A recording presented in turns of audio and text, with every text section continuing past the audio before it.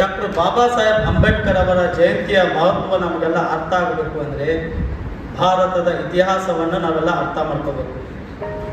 Doctor Baba Saheb Ambedkar ಅವರ ಜಯಂತಿಯ ಮಹತ್ವವನ್ನು ನಮಗೆಲ್ಲ ಅರ್ಥ ಆಗಬೇಕು ಅಂದರೆ ಡಾಕ್ಟರ್ BR ಅಂಬೇಡ್ಕರ್ ಅವರನ್ನ ನಾವೆಲ್ಲರೂ ಓದಬೇಕು. ಡಾಕ್ಟರ್ ಬಾಬಾ ಸಾಹೇಬ್ ಅಂಬೇಡ್ಕರ್ ಅವರ ಜಯಂತಿಯ ಮಹತ್ವ ನಮಗೆಲ್ಲ ಅರ್ಥ ಆಗಬೇಕು ಅಂದರೆ ಭಾರತದ ಸಂವಿಧಾನವನ್ನು ನಾವೆಲ್ಲ ತಿಳ್ಕೋಬೇಕು. ಈಗಾಗಲೇ ಭಾರತದ ಇತಿಹಾಸದ ಬಗ್ಗೆ ನಮಗೆಲ್ಲ ಗೊತ್ತಿರುವಂಥ ಸಂಗತಿ. ಹಾಗೆ ಭಾರತದ ಸಂವಿಧಾನದ ಬಗ್ಗೆ ಈಗಾಗಲೇ ನಾವು ಸರ್ಕಾರಗಳ ಆಡಳಿತದ ಮೂಲಕ, ದಿನನಿತ್ಯದ ಕಾನೂನುಗಳ ಮೂಲಕ ನಾವೆಲ್ಲ ಅರ್ಥ ಮಾಡ್ಕೊತಾ ಇದ್ದೀವಿ.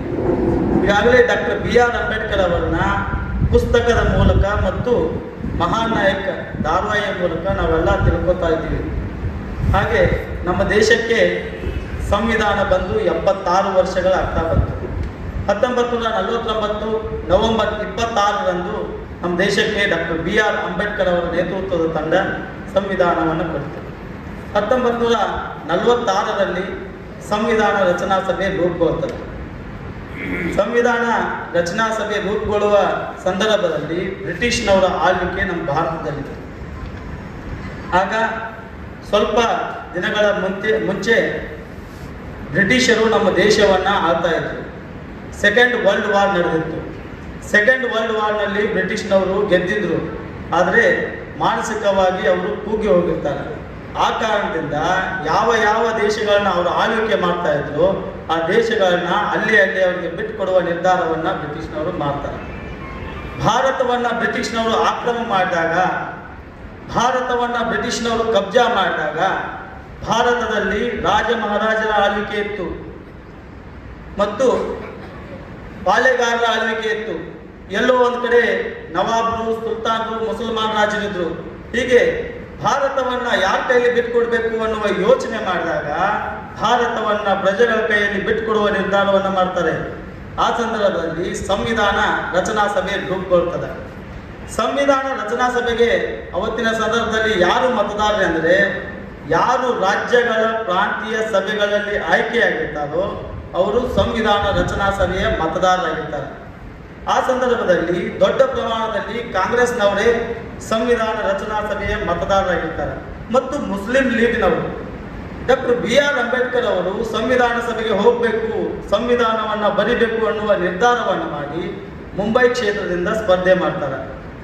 ಆ ಸಂದರ್ಭದಲ್ಲಿ ಕಾಂಗ್ರೆಸ್ನವರು ಡಾಕ್ಟರ್ BR ಅಂಬೇಡ್ಕರ್ ಅವರಿಗೆ ವೋಟ್ ಹಾಕಿದ್ರೆ, ಮುಸ್ಲಿಂ ಲೀಗ್ನವರು ಡಾಕ್ಟರ್ BR ಅಂಬೇಡ್ಕರ್ ಅವರಿಗೆ ವೋಟ್ ಹಾಕಿದ್ರೆ ಡಾಕ್ಟರ್ BR ಅಂಬೇಡ್ಕರ್ ಅವರು ಗೆಲ್ಲಬಹುದಾಗಿತ್ತು. ಆದರೆ ಡಾಕ್ಟರ್ BR ಅಂಬೇಡ್ಕರ್ ಅವರು ಅವತ್ತು ಸಂವಿಧಾನ ರಚನಾ ಸಭೆಗೆ ಸೋಲ್ತಾರೆ. ಕಾಂಗ್ರೆಸ್ನವರು ಡಾಕ್ಟರ್ BR ಅಂಬೇಡ್ಕರ್ ಅವರು ಸಂವಿಧಾನ ರಚನಾ ಸಭೆಗೆ ಬರಬಾರ್ದು ಅಂತೇಳಿ ಉದ್ದೇಶಪೂರ್ವಕವಾಗಿ ಡಾಕ್ಟರ್ BR ಅಂಬೇಡ್ಕರ್ ಅವರನ್ನ ಕಾಂಗ್ರೆಸ್ನವರು ಸೋಲಿಸ್ತಾರೆ. ಅದೇ ರೀತಿ ದೂರದ ಪಶ್ಚಿಮ ಬಂಗಾಳದಿಂದ ಜೈಷ್ಣೂರ್ ಮತ್ತು ಪುಲ್ನಾ ಕ್ಷೇತ್ರದಿಂದ ಇವತ್ತಿನ ಬಾಂಗ್ಲಾದೇಶ, ಅವತ್ತಿನ ಪಾಕಿಸ್ತಾನ, ಬಹಳ ದೊಡ್ಡ ದಲಿತ ನಾಯಕರಾದ ಜೋಗೇಂದ್ರನಾಥ್ ಮಂಡಲ್ ಅವರು ಡಾಕ್ಟರ್ BR ಅಂಬೇಡ್ಕರ್ ಅವರು ಸೋತಿದ್ದನ್ನು ನೋಡಿ, ನೀವು ಬಂದು ನಮ್ಮ ಕ್ಷೇತ್ರದಿಂದ ಕಂಟೆಸ್ಟ್ ಮಾಡಿ, ನಾವು ನಿಮ್ಮನ್ನು ಕಾನ್ಸ್ಟಿಟ್ಯೂಷನ್ ಅಸೆಂಬ್ಲಿಗೆ ಗೆಲ್ಲಿಸಿ ಕಳಿಸ್ತೀವಿ ಎನ್ನುವ ಕರೆಯನ್ನು ಕೊಟ್ಟಾಗ ಡಾಕ್ಟರ್ BR ಅಂಬೇಡ್ಕರ್ ಅವರು ದೂರದ ಪಶ್ಚಿಮ ಬಂಗಾಳಕ್ಕೆ ಹೋಗಿ ಸಂವಿಧಾನ ರಚನಾ ಸಭೆಗೆ ಗೆದ್ದು ಬರ್ತಾರೆ. ಅದನ್ನು ಕಾಂಗ್ರೆಸ್ನವ್ರಿಗೆ ತಡ್ಕೊಳ್ಳೋಕ್ಕಾಗಲ್ಲ. ಆಗ ಇವ್ರಿಗೆ ಏನಾದರೂ ಪಾಠ ಕಲಿಸಬೇಕು, ಇವರು ಸಂವಿಧಾನ ಸಭೆಗೆ ಬರಬಾರ್ದು ಅನ್ನುವಂಥ ನಿಲುವನ್ನು ಹೊಂದಿದ ಕಾಂಗ್ರೆಸ್ ಪಕ್ಷ ಡಾಕ್ಟರ್ BR ಅಂಬೇಡ್ಕರ್ ಅವರು ಗೆದ್ದು ಬಂದ ಜೈಷ್ಣೂರ್ ಮತ್ತು ಪುಲ್ನಾ ಕ್ಷೇತ್ರವನ್ನು ಡಾಕ್ಟರ್ BR ಅಂಬೇಡ್ಕರ್ ಅವರು ಗೆದ್ದಿದ್ರು ಅನ್ನೋ ಒಂದೇ ಕಾರಣಕ್ಕೆ ಹಿಂದೂಗಳೇ ದೊಡ್ಡ ಪ್ರಮಾಣದಲ್ಲಿದ್ದ ಜೈಷ್ಣೂರ್ ಮತ್ತು ಪುಲ್ನಾ ಕ್ಷೇತ್ರವನ್ನು, ದಲಿತರೇ ಬಹುಸಂಖ್ಯಾತರಿದ್ದ ಜೈಷ್ಣೂರ್ ಮತ್ತು ಪುಲ್ನಾ ಕ್ಷೇತ್ರವನ್ನು ಅವತ್ತಿನ ಪಾಕಿಸ್ತಾನಕ್ಕೆ ಕಾಂಗ್ರೆಸ್ನವರು ಬಿಟ್ಟುಕೊಡ್ತಾರೆ. ಡಾಕ್ಟರ್ BR ಅಂಬೇಡ್ಕರ್ ಅವರು ನೊಂದ್ಕೋತಾರ, ನಾನು ಗೆದ್ದು ಬಂದಿರೋದು ಭಾರತದ ಸಂವಿಧಾನ ರಚನೆ ಮಾಡ್ಬೇಕಂತೇಳಿ ಇವ್ರು ನನ್ನ ಪಾಕಿಸ್ತಾನಿಗೆ ಕಳಿಸ್ತಾರಲ್ಲ ಅನ್ನುವಂಥ ನೋವನ್ನು ಅನುಭವಿಸಿದಂಥವರು ಡಾಕ್ಟರ್ BR ಅಂಬೇಡ್ಕರ್ ಅವರು. ನಂತರ ಮಹಾರಾಷ್ಟ್ರದಲ್ಲಿ MR ಜೈಕರ್ ಅನ್ನುವರು ಭಾರತದ ಸಂವಿಧಾನ ರಚನಾ ಸಭೆಗೆ ರಾಜೀನಾಮೆಯನ್ನು ಕೊಟ್ಟಾಗ ಆ ಕ್ಷೇತ್ರದಿಂದ ಡಾಕ್ಟರ್ BR ಅಂಬೇಡ್ಕರ್ ಅವರು ಗೆದ್ದು ಸಂವಿಧಾನ ರಚನಾ ಸಭೆಗೆ ಬರ್ತಾರೆ. 1940 ಜೂನ್ ತಿಂಗಳಿನಿಂದ ಪ್ರಾರಂಭ ಮಾಡಿ 1949 ನವೆಂಬರ್ 26ರವರೆಗೆ ದಿನದ 18 ಗಂಟೆಗಳಿಗೂ ಹೆಚ್ಚಿನ ಕೆಲಸ ಮಾಡಿ ಡಾಕ್ಟರ್ BR ಅಂಬೇಡ್ಕರ್ ಅವರು ಭಾರತಕ್ಕೆ ಬೇಕಾದಂಥ ಸಂವಿಧಾನವನ್ನು ಕೊಡ್ತಾರೆ. ಬೇರೆ ಬೇರೆ ದೇಶಗಳ ಸಂವಿಧಾನವನ್ನು ನಾವು ನೋಡಿದರೆ 18 ವರ್ಷ 20 ವರ್ಷಗಳಲ್ಲಿ ಎಷ್ಟೋ ಸಂವಿಧಾನಗಳು ಬಿದ್ದೋಗಿವೆ. ಪಕ್ಕದ ಪಾಕಿಸ್ತಾನದವರು ಸಂವಿಧಾನ ರಚನೆ ಮಾಡ್ಕೊಳ್ಳುವಾಗ 1972ರಲ್ಲಿ ಅವರು ಸಂವಿಧಾನವನ್ನು ರಚನೆ ಮಾಡ್ಕೊತಾರೆ. ಅವರಿಗೆ ಸಂವಿಧಾನ ರಚನೆ ಮಾಡ್ಕೊಳ್ಳೋಕೆ 20 ವರ್ಷ ಬೇಕಾಗ್ತದೆ. ಆದರೆ ಡಾಕ್ಟರ್ BR ಅಂಬೇಡ್ಕರ್ ಅವರು 3 ವರ್ಷಗಳಲ್ಲಿ ವಿಶ್ವಕ್ಕೆ ಮಾದರಿಯಾಗುವಂತಹ ಚಿರಂಜೀವಿ ಸಂವಿಧಾನವನ್ನು, ಭಾರತಕ್ಕೆ ಬೇಕಾದಂಥ ಸಂವಿಧಾನವನ್ನು ನಮಗೆ ಕೊಟ್ಟರು. ಆಗ ಡಾಕ್ಟರ್ BR ಅಂಬೇಡ್ಕರ್ ಅವರು ಸಂವಿಧಾನ ಶಿಲ್ಪಿ, ಕಾಂಗ್ರೆಸ್ ಪಕ್ಷದ ಭಾರತದ ಕಾನೂನು ಮಂತ್ರಿಗಳು. ಡಾಕ್ಟರ್ BR ಅಂಬೇಡ್ಕರ್ ಅವರು ಕಾಂಗ್ರೆಸ್ ಪಕ್ಷಕ್ಕೆ ರಾಜೀನಾಮೆಯನ್ನು ಕೊಡ್ತಾರೆ. ಯಾಕೆ ಡಾಕ್ಟರ್ BR ಅಂಬೇಡ್ಕರ್ ಅವರು ಸಂವಿಧಾನ ಶಿಲ್ಪಿ, ಕಾಂಗ್ರೆಸ್ಸಿನ ಕಾನೂನು ಮಂತ್ರಿಗಳಾಗಿದ್ದವರು ರಾಜೀನಾಮೆಯನ್ನು ಕೊಡ್ತಾರೆ ಅನ್ನುವಂಥದ್ದನ್ನು ನಾವೆಲ್ಲ ತಿಳ್ಕೊಳ್ಳೋಕೆ ಪ್ರಯತ್ನ ಮಾಡಿದ್ವಿ. 4 ಕಾರಣಗಳನ್ನು ಡಾಕ್ಟರ್ BR ಅಂಬೇಡ್ಕರ್ ಅವರು ಸ್ವತಃ ಅವರೇ ಹೇಳಿ ರಾಜೀನಾಮೆಯನ್ನು ಕೊಡ್ತಾರೆ. ಹಿಂದೂ ಕೋರ್ಟ್ ಬಿಲ್ ಬರಬೇಕು, ಮಹಿಳೆಯರಿಗೆ ಆಸ್ತಿಯಲ್ಲಿ ಹಕ್ಕು ಸಿಗಬೇಕು, ಮಹಿಳೆಯರ ಮದುವೆ ವಯಸ್ಸು ನಿಗದಿಯಾಗಬೇಕು ಅನ್ನುವಂಥ ಬೇಡಿಕೆಯನ್ನು ಕಾಂಗ್ರೆಸ್ ಪಕ್ಷದ ಮುಂದೆ ಇಟ್ಟಾಗ ನೆಹರು ಅವರು ಅದಕ್ಕೆ ಒಪ್ಪಲಿಲ್ಲ. SC ST ಅವರಿಗೆ ಈಗಾಗಲೇ ಡಾಕ್ಟರ್ BR ಅಂಬೇಡ್ಕರ್ ಅವರು ಸಂವಿಧಾನದಲ್ಲಿಯೇ ಒಂದು ಪ್ರಾವಿಷನ್ ಅನ್ನು ಕೊಟ್ಟಿದ್ದಾರೆ, ಮೀಸಲಾತಿಯನ್ನು ಕೊಟ್ಟಿದ್ದಾರೆ. ಅದೇ ರೀತಿ ಮೀಸಲಾತಿಯನ್ನ OBC ಅವರಿಗೆ ಕೊಡಬೇಕು ಅನ್ನುವಂಥ ಬೇಡಿಕೆಯನ್ನ ಡಾಕ್ಟರ್ ಬಾಬಾ ಸಾಹೇಬ್ ಅಂಬೇಡ್ಕರ್ ಅವರು ಸಂಪುಟದ ಮುಂದೆ ಇಟ್ಟಾಗ ನೆಹರು ಅವರಿಗೆ ಒಪ್ಪಲಿಲ್ಲ. ನಾನು ಅರ್ಥಶಾಸ್ತ್ರದ ವಿದ್ಯಾರ್ಥಿ, ನಾನು ಎಕನಾಮಿಕ್ಸ್ನಲ್ಲಿ ಕೆಲಸ ಮಾಡಿದ್ದೇನೆ, ನನಗೆ ಕಾನೂನು ಖಾತೆ ಬೇಡ, ನನಗೆ ಪ್ಲಾನಿಂಗ್ ಕಮಿಷನ್ನಲ್ಲಿ ಜವಾಬ್ದಾರಿ ಕೊಡಿ ಎನ್ನುವಂಥ ಮಾತನ್ನು ಡಾಕ್ಟರ್ BR ಅಂಬೇಡ್ಕರ್ ಅವರು ಅವತ್ತಿನ ಸರ್ಕಾರದ ಮುಂದೆ ಇಟ್ಟಾಗ ಅದಕ್ಕೂ ಸಹ ಕಾಂಗ್ರೆಸ್ನವರು ಒಪ್ಪಲಿಲ್ಲ.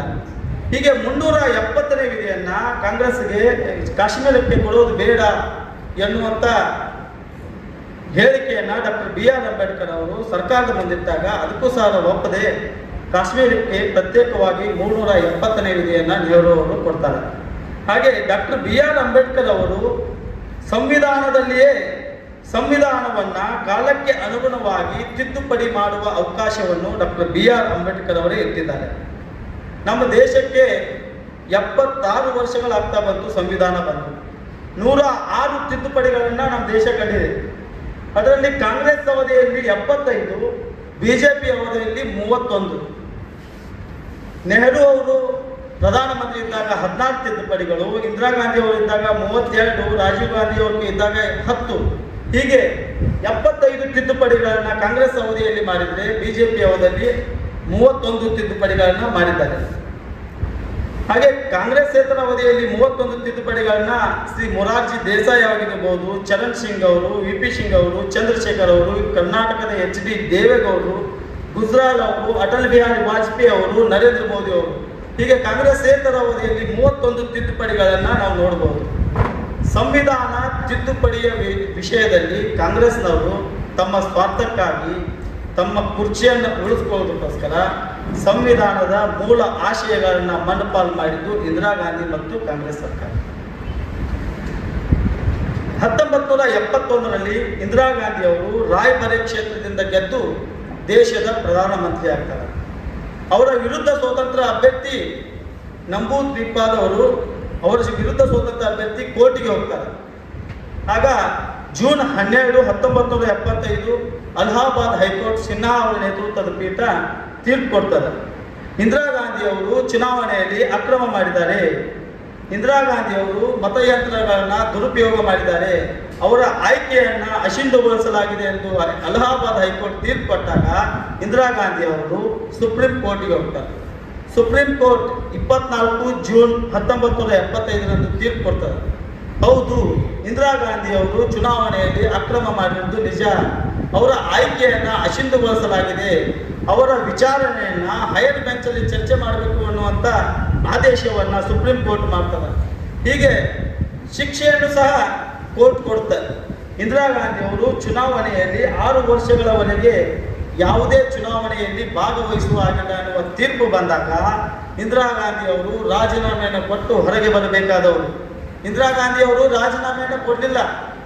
ಆಗ ಜೂನ್ 25, 1975 ಕರಾಳವಾದ ಎಮರ್ಜೆನ್ಸಿಯನ್ನ ನಮ್ಮ ದೇಶದ ಮೇಲೆ ಹೇಳ್ತಾರೆ, ತುರ್ತು ಪರಿಸ್ಥಿತಿನ ಹೇಳ್ತಾರೆ.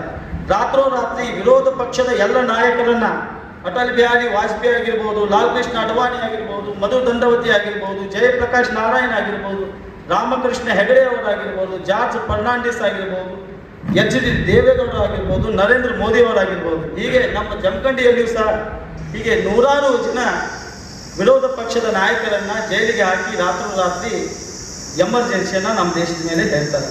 ಅಷ್ಟು ಮಾತ್ರ ಅಲ್ಲ, ಸಂವಿಧಾನಕ್ಕೆ ತಿದ್ದುಪಡಿಯನ್ನು ತಂದು ತಮ್ಮ ಕುರ್ಚಿಯನ್ನು ಉಳಿಸಿಕೊಳ್ಳೋದಕ್ಕೋಸ್ಕರ ಸಂವಿಧಾನದ ಮೂಲ ಆಶಯಗಳನ್ನು ಮಣ್ಣುಪಾಲು ಮಾಡಿದ್ದು ಇಂದಿರಾ ಗಾಂಧಿ ಮತ್ತು ಕಾಂಗ್ರೆಸ್ ಸರ್ಕಾರ.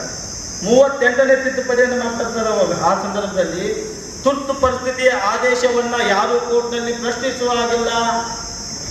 39ನೇ ತಿದ್ದುಪಡಿಯನ್ನು ಮಾಡ್ತಾರೆ. ರಾಷ್ಟ್ರಪತಿಗಳಿಗೆ ನರೇಂದ್ರ ಮೋದಿ ಅವರು ಸಂವಿಧಾನದ ಅಡಿಯಲ್ಲಿ ಒಂದು ಪ್ರಾವಿಷನ್ ಅನ್ನು ಕೊಟ್ಟಿರ್ತಾರೆ. ಅದು ರಾಷ್ಟ್ರಪತಿಗಳ ಆಯ್ಕೆಯನ್ನ ಯಾರು ಕೂಡ ಪ್ರಶ್ನೆ ಮಾಡಬಾರ್ದು, ಕೋರ್ಟ್ನಲ್ಲಿ ಪ್ರಶ್ನೆ ಮಾಡಬಾರ್ದು ಅನ್ನುವ ಪ್ರಾವಿಷನ್ ಕೊಟ್ಟಿರ್ತಾರೆ. ಅವರು ಶಾಸಕರು ಮತ್ತು ಸಂಸದರಿಂದ ಆಯ್ಕೆಯಾದ ಕಾರಣ ಅವರಿಗೆ ವಿಶೇಷವಾದ ಒಂದು ಪ್ರಾವಿಷನ್ ಅನ್ನ ಅಂಬೇಡ್ಕರ್ ಅವರು ರಾಷ್ಟ್ರಪತಿಗಳಿಗೆ ಸಂವಿಧಾನ ಮೂಲಕ ಕೊಟ್ಟಿದ್ದರೆ ಆ ಅವಕಾಶವನ್ನ ಪ್ರಧಾನ ಮಂತ್ರಿಗಳಿಗೂ ವಿಸ್ತರಿಸುವಂತ ತಿದ್ದುಪಡಿಯನ್ನ 39ನೇ ತಿದ್ದುಪಡಿಯನ್ನ ಇಂದಿರಾ ಗಾಂಧಿ ಅವರು ಮಾಡ್ತಾರೆ. 40ನೇ ತಿದ್ದುಪಡಿಯನ್ನ ಮಾಡ್ತಾರೆ. ಮಾಧ್ಯಮಗಳ ಮೇಲೆ ನಿರ್ಬಂಧವನ್ನ ಹೇಳ್ತಾರೆ. ಯಾವುದೇ ಪತ್ರಿಕೆ, ಟಿವಿಗಳಲ್ಲಿ ನಿಜ ಸಂಗತಿಗಳನ್ನ ಹಾಕುವ ಹಾಗಿಲ್ಲ. ಸರ್ಕಾರ ಏನ್ ಕೊಡುತ್ತೋ ಅದನ್ನು ಮಾತ್ರ ಪತ್ರಿಕೆ, ಟಿವಿಗಳಲ್ಲಿ ಹಾಕಬೇಕು ಅನ್ನುವಂತ ತಿದ್ದುಪಡಿಯನ್ನ ಇಂದಿರಾ ಗಾಂಧಿ ಅವರು ಮಾಡ್ತಾರೆ. ಹಾಗೆ ಡಾಕ್ಟರ್ B.R. ಅಂಬೇಡ್ಕರ್ ಅವರು ಮಾಡಿರುವಂಥ ಸಂವಿಧಾನವನ್ನ ದುರುಪಯೋಗ ಪಡ್ಕೊಂಡು ತಮ್ಮ ಕುರ್ಚಿ ಆಶೆಗಾಗಿ ಯಾವೆಲ್ಲ ತಿದ್ದುಪಡಿಗಳು ಮಾಡಿದ್ದಾರೆ ಅನ್ನುವಂಥದ್ದನ್ನು ಈ ಸಂದರ್ಭದಲ್ಲಿ ನಾನು ಹೇಳಿದ್ದೀನಿ. ಹಾಗೆ ನ್ಯಾಯಾಂಗದ ಮೇಲೆ ಶಾಸಕಾಂಗದ ಹಿಡಿತ ಸಾಧಿಸುವ ಹಾಗೆ ಮಾಡಿದ್ದು ಇಂದಿರಾ ಗಾಂಧಿ ಅವರು. ಆ ಸಂದರ್ಭದಲ್ಲಿ ಬಹಳ ದೊಡ್ಡ ದಲಿತ ನಾಯಕ ಡಾಕ್ಟರ್ ಬಾಬು ಜಗಜೀವನ್ ರಾಮ್.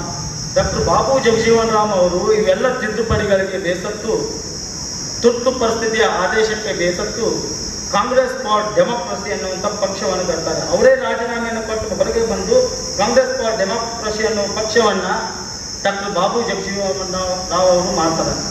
ಬಹಳ ಸಲ ಕಾಂಗ್ರೆಸ್ನಲ್ಲಿ ಡೆಮೋಕ್ರಸಿನೇ ಇರಲಿಲ್ಲ. ಕಾಂಗ್ರೆಸ್ನಲ್ಲಿ ಪ್ರಜಾಪ್ರಭುತ್ವ ಇಲ್ಲ ಅನ್ನೋ ಕಾರಣಕ್ಕೆ ಡಾಕ್ಟರ್ ಬಾಬು ಜಗಜೀವನ್ ರಾಮ್ ಅವರು ಬಹಳ ದೊಡ್ಡ ದಲಿತ ನಾಯಕ ಕಾಂಗ್ರೆಸ್ ಪಕ್ಷಕ್ಕೆ ರಾಜೀನಾಮೆಯನ್ನು ಕೊಟ್ಟಿದ್ದಂತ ನಾವು ನೋಡ್ಬೋದು. ಹೀಗೆ ಸಂವಿಧಾನವನ್ನ ದುರುಪಯೋಗ ಮಾಡಿಕೊಂಡಂತ ಕಾಂಗ್ರೆಸ್ ಅವಧಿಯಲ್ಲಿ ಈ ರೀತಿಯ ತಿದ್ದುಪಡಿಗಳಾಗಲಿ, ಸಂವಿಧಾನವನ್ನ ಬಲಪಡಿಸುವಂತ ತಿದ್ದುಪಡಿಗಳನ್ನ ಭಾರತೀಯ ಜನತಾ ಪಕ್ಷ ಮಾಡಿರುವುದನ್ನು ನಾವು ನೋಡಬಹುದು. ಅಟಲ್ ಬಿಹಾರಿ ವಾಜಪೇಯಿ ಅವರು 50 ವರ್ಷಗಳ ಕಾಲ ರಾಜಕೀಯ ವಿರೋಧ ಪಕ್ಷದಲ್ಲಿದ್ದಂಥ ಅನುಭವವುಳ್ಳವರು. ಹಾಗೆ ಅವರ ಜೀವನದ ಅವಧಿಯಲ್ಲಿ 6 ವರ್ಷಗಳ ಕಾಲ ಅವರು ದೇಶದ ಪ್ರಧಾನಮಂತ್ರಿಗಳಾಗಿರ್ತಾರೆ. ಅವರು ಮಾಡ್ತಕ್ಕಂಥ ಸಂವಿಧಾನವನ್ನು ಬಲಪಡಿಸುವಂಥ ತಿದ್ದುಪಡಿಗಳನ್ನು ನಾವು ನೋಡ್ಬೋದು. ಅಟಲ್ ಬಿಹಾರಿ ವಾಜಪೇಯಿ ಅವರು SC STಗೆ ಸಂಬಂಧಪಟ್ಟ ಮೀಸಲಾತಿಯನ್ನು 10 ವರ್ಷಗಳವರೆಗೆ ಮುಂದೂಡುವಂಥ ತಿದ್ದುಪಡಿಯನ್ನು ಅಟಲ್ ಬಿಹಾರಿ ವಾಜಪೇಯಿ ಅವರು ಮಾಡಿದರು. ಬ್ಯಾಕ್ಲಾಗ್ಗೆ ಸಂಬಂಧಪಟ್ಟಂಥ ಕಾನೂನನ್ನು ತೊಡಕನ್ನು ಸರಳಗೊಳಿಸುವಂಥ ತಿದ್ದುಪಡಿಯನ್ನು ಅಟಲ್ ಬಿಹಾರಿ ವಾಜಪೇಯಿ ಅವರು ಮಾಡಿದರು. ಆಗಿನ ಕಾಲದಲ್ಲಿ ಸಚಿವ ಸಂಪುಟ ಅಂದರೆ ಗಜಗಾತ್ರದ ಸಂಪುಟ ಇರ್ತಾ ಇತ್ತು. 60 ಜನ, 70 ಜನ, 80 ಜನ ಹೀಗೆ ಸಚಿವ ಸಂಪುಟದಲ್ಲಿ ಇರ್ತಾ ಇದ್ರು. ಅದಕ್ಕೆ ಒಂದು ನಿರ್ಬಂಧವನ್ನ ಹೇರಿ ಶಾಸಕರು ಎಷ್ಟು ಆಯ್ಕೆ ಆಗಿರ್ತಾರೋ ಅದರ 15% ಸಚಿವ ಸಂಪುಟದಲ್ಲಿ ಇರಬೇಕು ಅನ್ನುವಂಥ ತಿದ್ದುಪಡಿಯನ್ನ ಅಟಲ್ ಬಿಹಾರಿ ವಾಜಪೇಯಿ ಅವರು ಮಾಡ್ತಾರೆ. ಬಾಲಕರು ಬಾಲ ಕಾರ್ಮಿಕರಾಗಿ ದುಡಿಬಾರದು, ಬಾಲಕರು ಬಾಲಾಪರಾಧಿಗಳಾಗಬಾರದು ಅನ್ನುವ ನಿಟ್ಟಿನಲ್ಲಿ 14 ವರ್ಷದವರೆಗೆ ಮಕ್ಕಳಿಗೆ ಕಡ್ಡಾಯವಾಗಿ ಶಿಕ್ಷಣ ಸಿಗಬೇಕು, ರೈಟ್ ಟು ಎಜುಕೇಶನ್ ಆಕ್ಟ್ ಅನ್ನು ತಂದವರು ಅಟಲ್ ಬಿಹಾರಿ ವಾಜಪೇಯಿ ಅವರು. ಹೀಗೆ ಅಟಲ್ ಬಿಹಾರಿ ವಾಜಪೇಯಿ ಅವರು ಅಜಾತ ಶತ್ರು, ಅವರು ಸರಳ ಜೀವಿ. ನರೇಂದ್ರ ಮೋದಿ ಅವರು ಹಾಗಲ್ಲ, ಅವರು ಮೀಸಲಾತಿಯನ್ನ ತೆಗೆದು ಬಿಟ್ಟಾಗೆ ಅವರು ಸಂವಿಧಾನವನ್ನ ದುರ್ಬಳಕೆ ಮಾಡ್ಕೊತಾರೆ ಅಂತೇಳಿ ಕಾಂಗ್ರೆಸ್ನವರು ಕೆಲವು ಎಲೆಕ್ಷನ್ಗಳಲ್ಲಿ ಸ್ವಲ್ಪ ಯಶಸ್ಸನ್ನು ಕಂಡರು. ಅದೆಲ್ಲ ಸುಳ್ಳಿರುವಂಥ ಸಂಗತಿ. ನರೇಂದ್ರ ಮೋದಿ ಅವರು ಮಾಡಿರ್ತಕ್ಕಂಥ ತಿದ್ದುಪಡಿಗಳನ್ನ ಇವತ್ತು ನಾವು ಹೇಳಬೇಕಂದ್ರೆ SC STಗೆ ಸಂಬಂಧಪಟ್ಟಂಥ 10 ವರ್ಷಗಳ ವರೆಗೆ 2020ರಿಂದ 2030ರವರೆಗೆ SC/ST ಮೀಸಲಾತಿಯನ್ನು ಮುಂದೂಡುವಂಥ ತಿದ್ದುಪಡಿಯನ್ನು ನರೇಂದ್ರ ಮೋದಿ ಅವರು ಮಾಡ್ತಾರೆ.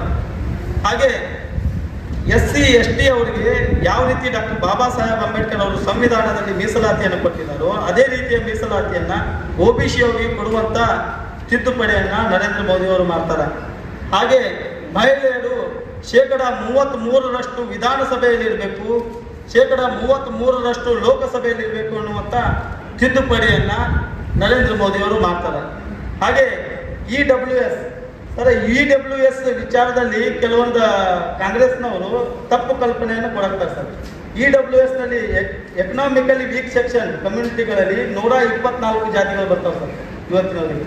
ಅದನ್ನು ಕೇವಲ ಬ್ರಾಹ್ಮಣರಿಗೆ ಮಾತ್ರ ಮೀಸಲಿಟ್ಟಾಗ ನರೇಂದ್ರ ಮೋದಿ ಅವರು 10% ಅಂತೇಳಿ ಅಪಪ್ರಚಾರವನ್ನು ಕಾಂಗ್ರೆಸ್ನವರು ಮಾಡ್ತಾರೆ. ಆದರೆ EWS ಎಕನಾಮಿಕ್ಸಲ್ಲಿ ವೀಕ್ ಸೆಕ್ಷನ್ನಲ್ಲಿ 124 ಜಾತಿಗಳಿವೆ. ಯಾರು SC ಅಲ್ಲ, ಯಾರು ST ಅಲ್ಲ, ಯಾರು OBC ಅಲ್ಲ, ಆ ರೀತಿಯ ಸಮುದಾಯದ ಬಡವರಿಗೂ 10% ಮೀಸಲಾತಿಯನ್ನು ಕೊಡುವಂಥ ತಿದ್ದುಪಡಿಯನ್ನು ನರೇಂದ್ರ ಮೋದಿ ಅವರು ಮಾಡಿದ್ದನ್ನು ನಾವು ನೋಡಬಹುದು. ಅದೇ ರೀತಿ 370 ಆರ್ಟಿಕಲ್ 370ನೇ ವಿಧಿಯನ್ನು ನರೇಂದ್ರ ಮೋದಿ ಅವರು ರದ್ದು ಮಾಡ್ತಾರೆ. ಅವತ್ತೇ ಡಾಕ್ಟರ್ ಬಾಬಾ ಸಾಹೇಬ್ ಅಂಬೇಡ್ಕರ್ ಅವರು ಶೇಖ್ ಅಬ್ದುಲ್ಲಾ ಅವರಿಗೆ ಹೇಳ್ತಾರೆ, ಶೇಖ್ ಅಬ್ದುಲ್ಲಾ ನಿನಗ್ಯಾಕೆ ಬೇಕು ಪ್ರತ್ಯೇಕ ಸಂವಿಧಾನ? ಶೇಖ್ ಅಬ್ದುಲ್ಲಾ ನಿನಗ್ಯಾಕೆ ಬೇಕು ಪ್ರತ್ಯೇಕ ರಾಷ್ಟ್ರಧ್ವಜ?